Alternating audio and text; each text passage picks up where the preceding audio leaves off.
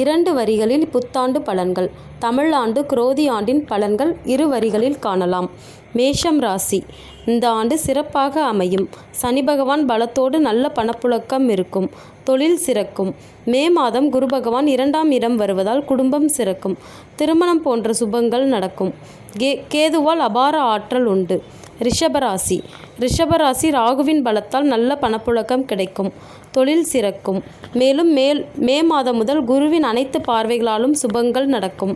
வீடு மனை வாங்கலாம். மிதுன ராசி. ஆண்டின் தொடக்கம் குருபலம் நிறைந்து காணப்படுவதால் சுபங்கள் நடக்கும்.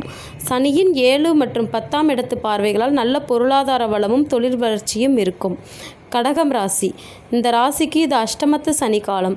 ஆனாலும் சனி பகவானின் 3ஆம் இடத்து பார்வையால் நன்மை கிடைக்கும். கேதுவின் பலத்தால் இறையருள் மிக அதிகமாக இருக்கும்.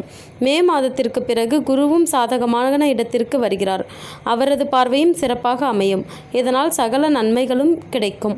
சிம்ம ராசி. இந்த ஆண்டின் தொடக்கம் குருவின் பலத்தால் நன்மை கிடைக்கும்.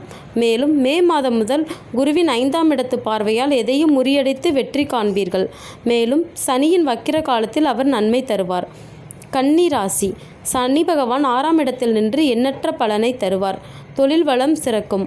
பணவரவு இருந்து கொண்டே இருக்கும். மே மாதம் முதல் குரு பகவான் சாதகமான இடத்திற்கு வருவதால் சுபங்கள் கூடும். வீடு மனை வாங்கலாம். துலாம் ராசி. இந்த ஆண்டு குரு பகவான் 7இல் சாதகமான இடத்தில் நிற்கும் நிலையில் தொடங்குகிறது. ராகு 6இல் இருப்பதால் நல்ல பணப்புழக்கம் கிடைக்கும். தொழில் சிறப்படையும். சனி பகவானின் 7ஆம் இடத்து பார்வையால் நல்ல வளத்தை காணலாம். மேலும் மே மாதம் முதல் குருவின் 7ஆம் இடத்து பார்வையால் எதிர்வரும் பிரச்சனையை முறியடித்து வெற்றி காண்பீர்கள். விருச்சிகம் ராசி. ஆண்டின் தொடக்கத்தில் குரு பகவானின் 9ஆம் இடத்து பார்வை உங்கள் ராசிக்கு 2ஆம் இடத்தில் விழுவதால் ஆற்றல் பெருகும். எந்த தடைகளையும் முறியடித்து வெற்றி காண்பீர்கள். மே மாதம் முதல் குரு பகவான் நன்மை தருவார். சுபங்கள் கூடும். வீடு மனை வாங்கலாம். உத்தியோகம் கல்வி சிறப்படையும். கேதுவின் பலத்தால் குடும்பத்தில் மகிழ்ச்சி நிலவும். காரிய அனுகூலம் ஏற்படும். தனுசு ராசி. சனி பகவான் 3ஆம் இடத்திலிருந்து பல முன்னேற்ற பலன்களை தருவார். நல்ல முன்னேற்றம் இருக்கும். தொழில் சிறப்படையும். அவரது பார்வையும் சாதகமாக இருப்பதால் கூடுதல் நன்மை கிடைக்கும். ஆண்டின் தொடக்கத்திலேயே குரு மங்களகரமான சூழ்நிலையை தருவார். மே மாதம் முதல் குருவின் 9ஆம் இடத்து பார்வையால் ஆற்றல் பெறுகிற சாதனை படைப்பீர்கள். மகர ராசி.